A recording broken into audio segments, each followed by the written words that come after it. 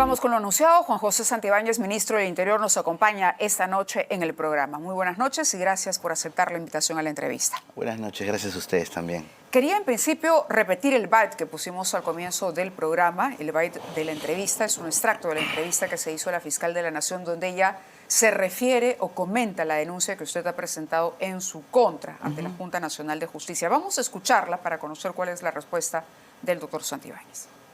Y cualquier denuncia, como la hacen muchos investigados, y en eso los fiscales estamos acostumbrados a recibir denuncias de pronto, porque entiendo que hay temor, preocupación o algún tipo de situación que debe estar afrontando el señor investigado. Nosotros solamente nos remitimos al Código Procesal Penal, y mientras ningún juez diga este procedimiento, esta investigación es irregular, atenta contra derechos fundamentales o lo que fuere, nosotros vamos a continuar. Por lo tanto, las denuncias que pueda presentar el señor, bueno, es su derecho, se evaluará, todavía no se me notifica nada, pero haremos valer porque no se ha vulnerado nada. Y nosotros nos sometemos siempre a cualquier investigación, pero que no se desvíe el procedimiento regular, nada más. Estamos en una investigación regular y quien debe controlar esa investigación o cualquier afectación a los derechos fundamentales es la judicatura. No hay que desviar enviando, pero es su derecho y lo respetamos. Es lo que ha dicho, está usted en su derecho, pero no hay que desviar, hay temor y preocupación. Su respuesta, ministro. Fíjate, yo todos los días me enfrento a las organizaciones criminales cuando logramos capturas de sus líderes y las desarticulamos y no tengo ningún temor respecto al tema. Yo soy un hombre hecho y derecho, sé lo que hago y en lo absoluto yo no actúo con temor, por el contrario, siempre cada una de mis actuaciones se hacen de manera muy pensada y conociendo justamente o fundamentando las razones que la sustentan.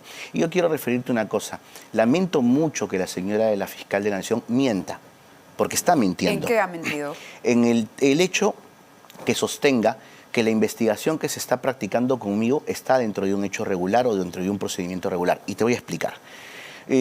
A través de mi defensa, yo no solamente he interpuesto una queja contra la fiscal de la Nación en la Junta Nacional de Justicia, la cual ha sido admitida, y una denuncia constitucional en el Congreso de la República, sí, que está en este momento en evaluación. También he quejado al fiscal Ordaya, que tiene a su cargo la investigación. O sea, hoy se conoció. No, te cuento, la denuncia yo la hice hace más de un mes. Y es más, hoy se ha conocido. Es que yo no suelo hacer, como hace el Ministerio Público, de compartir mis cosas con los medios. Yo lo hago de manera privada. Hace un mes lo quejé ante la Autoridad Nacional de Control y la Autoridad Nacional de Control, en una resolución de 10 páginas, admite mi denuncia y en este momento está un proceso de investigación. ¿Por qué?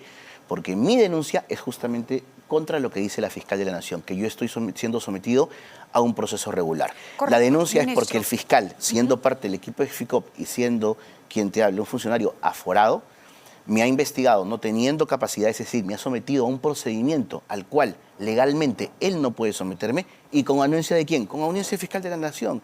Y en segundo lugar, lo voy a explicar rápidamente, cuando un proceso es reservado, como lo establece el Código Procesal que la fiscal ha citado, un proceso reservado solamente puede estar en esa situación 30 días. Si tú quieres mantener esa reserva, por 30 días más tienes que ir a un juez y el juez lo tiene que autorizar a través de una resolución motivada. Permítame hacerle la pregunta. Solamente para terminar. Sí, por favor, para poder preguntarle. El fiscal ha mantenido la investigación en reserva más de 120 días sin tener mandato judicial. Eso es ilegal. Eso es afectación al derecho de proceso. Pero eso tiene que seguir un camino regular. Es correcto. ¿Correcto? Eso tiene que ser. ¿Usted le teme alguna investigación que realice la Fiscalía? No, en lo absoluto. ¿Por qué objetar entonces una investigación? Porque es mi derecho. Cualquier persona, cualquier justiciable puede objetar cualquier tipo de investigación o resolución judicial porque lo establece la ley cuando considera que su derecho se ha visto afectado. Y en este caso, yo considero, conjuntamente con mis abogados, que en reiteradas oportunidades a mí se me están afectando derechos fundamentales dentro de una investigación absolutamente irregular y pero que no eso está también lo va a decidir un juez. Esto va a llegar a un momento en el que el juez de pronto puede admitir o no admitir finalmente la investigación o la supuesta la futura acusación. Y te cuento el tema. El Poder Judicial acaba de admitir justamente una audiencia de garantías para el 6 o 7 de marzo, me la han notificado hoy día, la Corte Suprema justamente por este tema. Pero una audiencia. Todavía no conocemos correcto. lo que va Es a una audiencia resolver que la se sala. denomina audiencia de tutela de Ahora, derechos. la fiscal también fue preguntada a propósito de esto que usted reclamó, de que ella había filtrado información donde aparecía su número de teléfono. Es más, lo comentamos aquí, en este mismo estudio. Ella dice que no, que se le notificó a usted, que se le notificó también al otro implicado, que es el capitán Junior Izquierdos, y a su abogado, digamos, a la otra parte también. Entonces, pero ella dice, yo no he sido la persona que ha filtrado la información. Pudo haber salido de todo aquel que la recibió. Entonces, ¿por qué o cuáles son las pruebas? Porque ella también lo ha retado a demostrar que ella fue la que filtró esa información personal. Lo que pasa ¿Tiene es que, usted pruebas de eso? Lo que pasa es que nuevamente la fiscal miente. ¿Y por qué digo que miente? Porque no está diciendo o no está informando sobre el contexto total de la denuncia. No, la pregunta es, ¿tiene usted la prueba? Te vuelvo a referir. Es que usted es un estupendo abogado, pero permítame a mí, por favor, hacerle la pregunta sí. de caso. ¿Tiene usted pruebas? Primero respóndame, luego lo dejo que desarrolle la idea. Por supuesto. ¿Tiene prueba de que la fiscal filtró la información? Mira, la prueba es la siguiente, Mávila. La información sobre la carpeta reservada, sobre las dos carpetas reservadas que a mí me tienen, que es la 012 y la 203, se ha filtrado a diversos medios de comunicación durante 26 semanas consecutivas. Ella ha tocado solamente el punto de la 070, la disposición 070, pero mi denuncia hace referencia con fechas y con screenshot de las publicaciones. No pudo ser la otra parte o el abogado de la otra parte que se encuentra bajo investigación el que filtrara la información, el capitán Junior Izquierdo. Y yo te hago una pregunta, ¿y por qué la fiscal no hizo nada? Si la ley dice que el fiscal es el titular de resguardar la carpeta fiscal. Que correcto, me demuestre pero la usted fiscal, lo que ha afirmado es que ella filtró la información. Que me demuestre la fiscal de la Nación. Y usted también tendría que demostrarle que ella lo filtró. 26 semanas seguidas que la información de la carpeta fiscal se filtró. ¿Por qué no hizo nada? ¿Por qué no hizo nada la fiscal? No está revelando con todas estas respuestas que me está dando que en efecto sí teme ser investigado. No, en lo Le absoluto. pregunto, ¿va a acudir usted a la toma de prueba de la voz? No, no vamos a acudir. ¿Por qué? Porque ya el día de hoy hemos sido notificados de la resolución de la Audiencia de Tutela de Derechos, en donde nosotros solicitamos la acumulación de ambos expedientes, es decir, el 012 y el 203. Se solicitó a la fiscal de la Nación para que ambos se acumularan en una sola carpeta. Y la fiscal de la Nación lo que ha hecho es emitir una disposición absolutamente ilegal en donde dice, yo no separo las carpetas y continúo las investigaciones por separado. Inmediatamente mis abogados hace una semana y media han presentado el escrito de tutela de derechos ante la Corte Suprema y la Corte Suprema el día de hoy nos ha notificado que la audiencia de tutela de derechos es el 6 de marzo. ¿No está usted, repito la pregunta, empapelando con estas quejas, denuncias a la fiscal o a los fiscales porque en el fondo no quiere someterse a una investigación? No, en lo absoluto. ¿No diría más de usted y mejor, digamos, someterse y demostrar lo que en algún momento usted dijo, que esa voz no era la suya y que eso quede absolutamente comprobado de cara a la ciudadanía? Mávila, si yo acepto este tipo de irregularidades en el procedimiento que se me están haciendo, convalido los actos nulos. Y como abogado, ni como abogado. Pero ni como si el peritaje demuestra que no es su voz, usted ganaría mucho. Te vuelvo a repetir, ni como abogado, ni como un justiciable voy a convalidar ningún acto nulo. Estamos por eso llevando el tema a la Corte Suprema de la República y la Corte Suprema ya ha establecido para el día 6 de marzo la audiencia de tutela de derechos ante la Corte Suprema, con respecto a lo que nosotros estamos denunciando. De acuerdo. Y ojo, perdóname que te diga, y estas denuncias, Mávila, se vienen haciendo a lo largo de toda la carpeta. La gran diferencia es que yo nunca las hago públicas, porque yo no hago público mi defensa.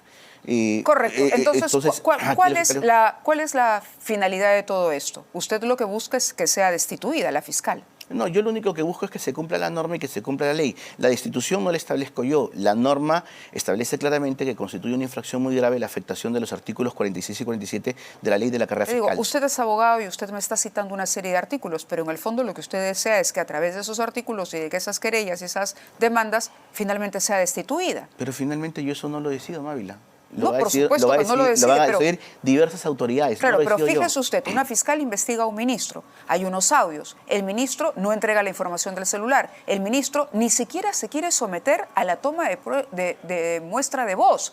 Entonces hay una negativa suya, una actitud permanente de no colaborar con las investigaciones. ¿Por qué no colaborar con las investigaciones? Es algo tan sencillo. En lo absoluto.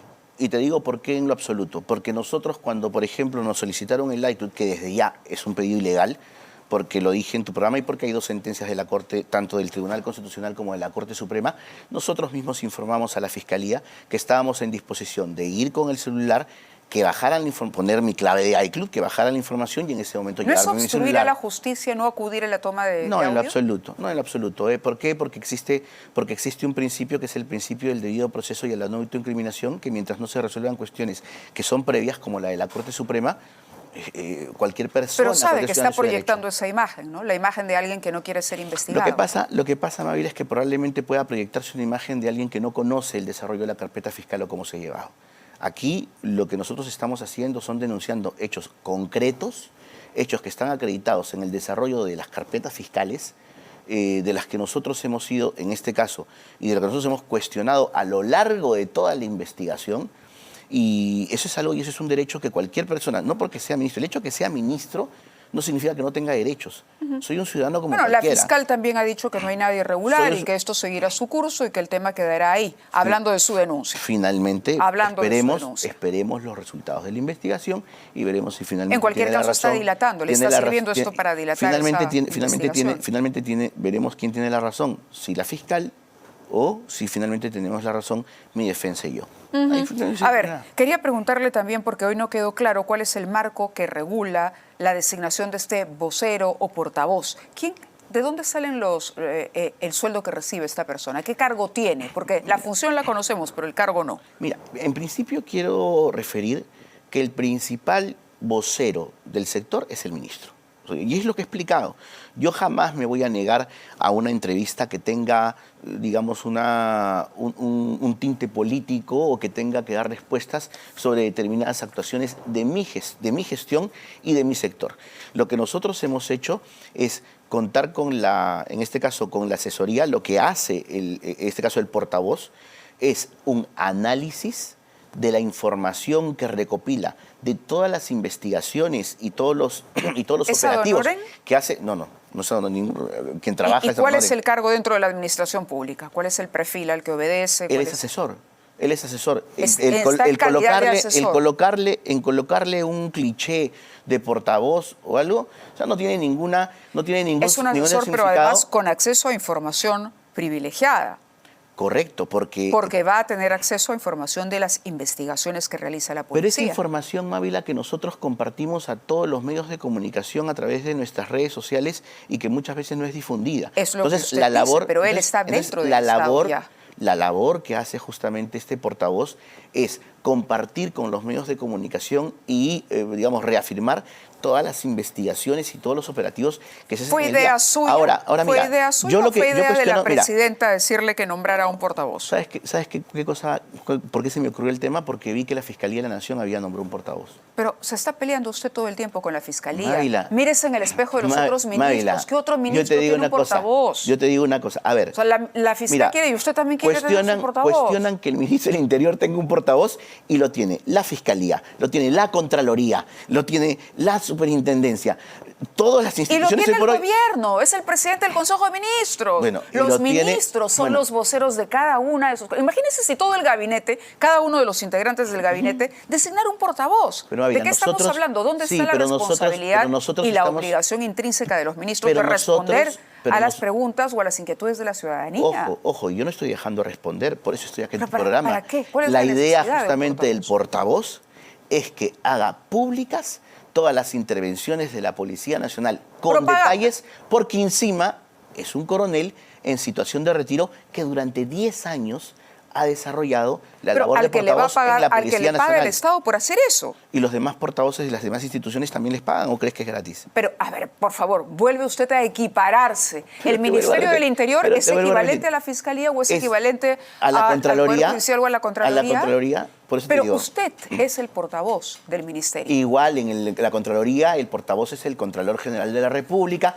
en la Fiscalía el portavoz es la Fiscal de la Nación y ellos también tienen portavoces. Entonces, bueno, ¿cuál es el problema? Fue la idea? El problema es que siempre que algo hace el Ministerio del Interior, como le dije, resulta que se prenden o está mal y sin embargo no reclaman a otras instituciones que tienen el mismo ¿De quién fue la idea en cualquier caso? No, en todo caso lo que nosotros hicimos con mi equipo de asesores fue examinar que a veces asesores tiene el ministro? Yo tengo un jefe de gabinete y tengo un aproximado de asesores que son de la Policía Nacional, ¿Cuántos?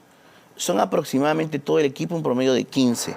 15 asesores. De los cuales, ojo, de los cuales hay personal policial asignado, que no cobra sueldo porque ya son policías, están asignados al despacho del ministro para poder gestionar algún tipo, por ejemplo, vinculación con las regiones ¿Y policiales. cuántos sí cobran? No tengo idea, ese es un tema de que... Porque si hablamos ese de es un tema- 15, ese es un parte tema- de los cuales es personal policial, que usted dice Sí. no recibe.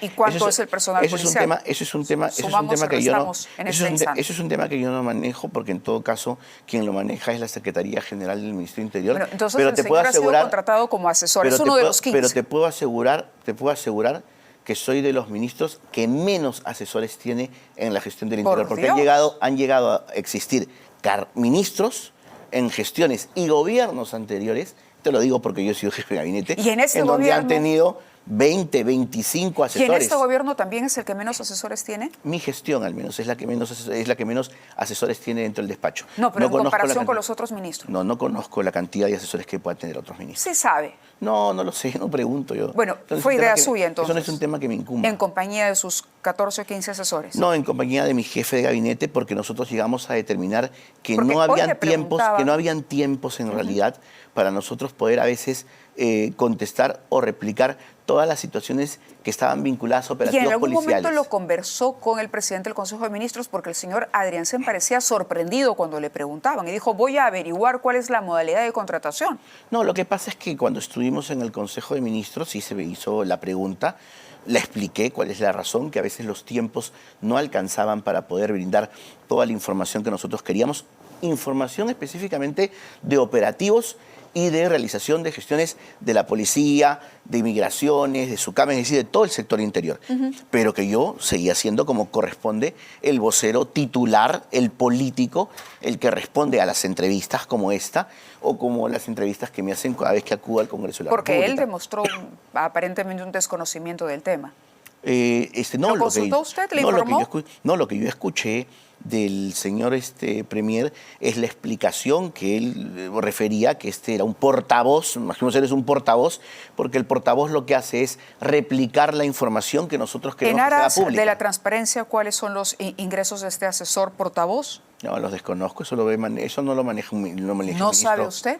Yo no hago el contrato, Mávila, yo no hago las convocatorias, Pero lo si hace... usted ha tomado la decisión de, usted es responsable de un presupuesto de la cartera. ¿Tú sabes cuánto gana tu camarógrafo? Estoy en el sector privado. No importa, Sí trabajas importa. con él. No, sabe que sí importa. ¿Por qué? Porque Porque en ningún momento es aquí que- se utilizan recursos del Estado. Pero te vuelvo a Los repetir. ministerios disponen, Y te vuelvo a contratan repetir. personal con recursos ese- del Estado. Todos los procesos de contratación no participan ¿Quién ni lo maneja eligió? el ministro. ¿Quién lo elige, entonces? Los ¿Usted no lo elige? Los procesos, no, porque los procesos ¿Quién de lo eligió, contratación entonces, al vocero? hay un concurso y los procesos de ¿Concurso? contratación se hacen a ¿Cuántos través de la postularon Secretaría. al No cargo? tengo idea. Tú lo puedes pedir a través de una o cualquier persona puede solicitarlo a través de un proceso de transparencia, porque esos procesos se hacen a través de la Secretaría General y la Oficina de Recursos Humanos y eso lo manejan internamente. ¿Del Ministerio del Interior o de la yo al Policía señor- Nacional? Del Ministerio del Interior. Es más, yo al señor López Aedo, antes de ser, elegido o seleccionado como portavoz, ¿Quién lo yo no seleccionó, conocía, perdón, yo no lo para poder conocía. verificar la información? Yo no lo ¿Entre conocía. cuántos concursan? No, ¿Cuántos eso participaron? puedes pedir la información pública. Yo no la tengo porque no es mi. No Es mi decir, usted responsabilidad ni simplemente función. dijo, necesito un portavoz Yo- o un nuevo asesor. Mávila, Nada más. yo soy el líder del sector y no me ocupo Por eso, de las cuestiones. entiéndame, Para quiero esto- entender la figura. Correcto. Usted dice, yo llegué a un acuerdo con mis asesores, vimos conveniente entre Que todos necesitábamos que una- necesitábamos un portavoz. Correcto.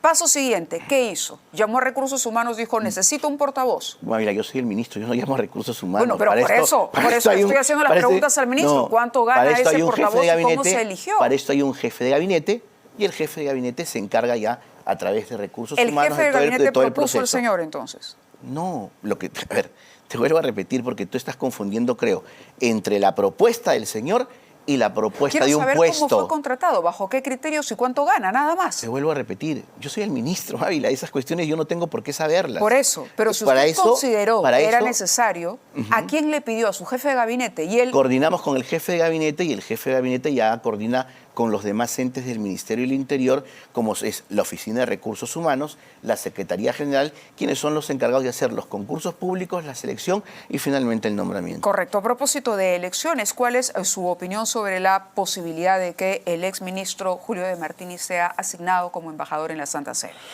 Bueno, yo creo que el exministro Julio de Martini es una persona con altas capacidades, es una persona profesional que tiene muchísimos años de servicio al Estado y yo no veo, digamos, que puede existir ningún inconveniente en el nombramiento de un embajador que lo nombra directamente la Presidenta de la República con el canciller. El ministro de Martini, de acuerdo a las palabras del canciller ayer en este programa, decidió él apartarse del cargo porque lo que no quería era precisamente perjudicar al gobierno, entre tanto durara la investigación por el escándalo Jaliwarma y poner los reflectores sobre el gobierno, digamos, que se mezclen las cosas. Pero al ser nombrado embajador, ¿no pondría más luces sobre esto? Yo no creo, porque la labor de un embajador es la representación justamente del Estado peruano ante el exterior, en conocimiento de políticas y también no solamente, digamos, efectuar esta representatividad, sino también estar a cargo de convenios, de acuerdos. Yo no creo que esto signifique una exposición, en este caso. No, pero por el contrario, estar lejos, de acuerdo a la experiencia de algunos exprocuradores, lo alejaría incluso de la posibilidad de comparecer cuando la justicia lo requiera para aclarar la investigación. Eso no es cierto. Eso no es cierto. Pero porque, si se va a ir a la Santa Sede. Mávila, desde que estamos en la época del COVID, las comparecencias, incluso de los testigos, hasta de acusados, se pueden hacer utilizando los medios tecnológicos y eso lo establece el Código Procesal Penal. O sea, eso no es ningún impedimento. Por Zoom, no, es más, con las diferencias horarias que habría. El Poder Judicial no usa Zoom, el Poder Judicial usa Google Meet, no usan Zoom. Bueno, sí, y está como en el sea, estamos hablando de un tema virtual, pero entonces, ¿qué me está queriendo decir? Pero está permitido por la ley. O sea, ¿cuál sería el impedimento? Así de simple. Si fuera una persona, es que está en la ley, Mávila. Correcto. Moralmente, éticamente, ¿le hace bien al gobierno? ¿Usted cree que suma esa designación? Pero ¿cuál en todo caso es el impedimento legal que tendría el señor señor de Martini? No hay impedimento legal. Entonces. Pero no se trata solo del impedimento legal, se trata también de la moral y de la ética, si es que considera el gobierno esos valores como válidos. ¿Los considera o no? ¿Y tú consideras al ministro de Martini inmoral o antiético? Yo lo que considero es que mientras está investigado por un escándalo que involucra haberle dado carne de caballo a un grupo de niños que necesitaban una alimentación saludable a través de un programa social, el ministro está bajo investigación y por lo tanto lo más recomendable sería que se mantenga cerca justamente y aclare primero sus problemas legales antes de ocupar otro cargo público. Mira, para empezar, te soy sincero, yo no conozco si el ministro de Martini está en el proceso de investigación. Hay una investigación preliminar Correcto. abierta. Ok, lo acabas de referir, investigación preliminar. El Código Procesal Penal, ¿qué te dice? En la investigación preliminar no hay acusados, Mávila. Entonces, ¿cuál es la acusación? ¿Usted disfruta con esta actitud? No, lo que pasa es que yo soy un abogado de 25 años de trayectoria procesalista y conozco perfectamente los derechos y la ley. Entonces, lo que sucede es que muchas veces estamos acostumbrados, exigimos la ley para unas cosas, pero no las queremos reconocer para otras. Entonces, para mí... Su vida se rige por la ley. Para mí, ¿En qué espacio queda la ética y la moral, ministro? La ética y la moral forman parte de mi vida. Yo antes de pertenecer aquí al sector justamente público, te refiero que yo durante mis 25 años de ejercicio profesional he estado en los principales rankings internacionales de abogados y eso no se logra siendo ni antiético ni moral, por el contrario. Y yo lo que hago es defender la ley, defender mis derechos, defender a la policía, defender el trabajo que nosotros hacemos y defender lo que considero justo. Que mi posición sea distinta, por ejemplo, a la tuya o a la del señor o a cualquier otra, definitivamente no la hace una posición equivocada. Muy bien, también han ninguneado las encuestas que le revelan que no es precisamente el ministro favorito entre los ciudadanos, pero ya respondió a eso porque dijo incluso que su suegra no lo quiere. Usted sabrá también los motivos por los cuales su suegra no lo quiere. Esa encuesta subió 5 puntos. En diciembre del 2024. ¿Ya ve que sí le importan las encuestas? No, te hago la mención. Sí le importan, entonces. Te hago la mención. De repente la suegra lo quiere ahora un poquito más. De repente. De repente, también sumó algunos bonos. A ver, la pena de muerte. Hay 2 ministros que ya dijeron que ellos no están de acuerdo en lo personal. ¿Cuál es su opinión? Mira, yo creo que, para empezar, nosotros en el país, la pena de muerte no es una figura que esté explícitamente negada. Recordemos que la pena de muerte está considerada para sino como traición a la patria. A eso vamos. Sí. Yo particularmente considero que que la pena de muerte sí podría aplicarse para determinados casos absolutamente comprobados.